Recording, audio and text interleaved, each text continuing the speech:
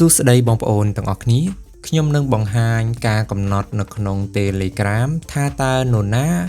អាច add យើងចូលទៅកាន់ក្រុម chat ណាមួយបានយើងចូលមកកាន់ app Telegram របស់យើងបន្ទាប់មកចុចត្រី3នៅប៉ែកខាងលើ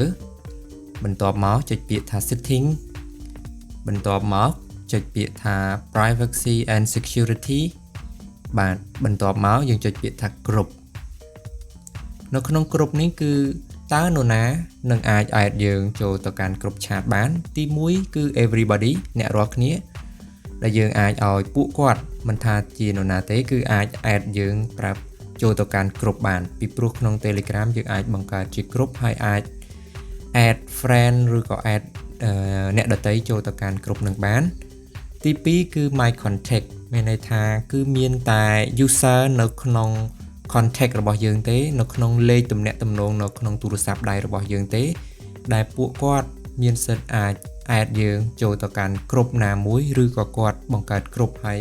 invite យើង add យើងចូលទៅកាន់ក្រុមនឹងបាទហើយចំណុចមួយទៀតគឺ add exception គឺយើងមាន always allow ហើយនិង never allow ចំពោះត្រង់ចំណុចនេះប្រសិនបើយើងអាចអនុញ្ញាតឲ្យនរណាម្នាក់ដែលយើងអាចគាត់ថាយើង allow ឲ្យ user នឹងគឺ add យើងចូលទៅកាន់ក្រុមតែម្ដងបាទគឺ always allow យើងអាច add user នឹងឬក៏បើយើងមិនពេញចិត្តជាមួយនឹងអ្នកប្រើប្រាស់ណាម្នាក់ដែលយើងមិនចង់ឲ្យគាត់ add យើងចូលទៅកាន់ក្រុមណាមួយនោះទេគឺយើងអាច add user ត្រង់ចំណុចនេះបានបាទដើម្បីបញ្ជាក់ថាម្នាក់នោះគឺយើងមិនអនុញ្ញាតឲ្យយើងមិនឲ្យគាត់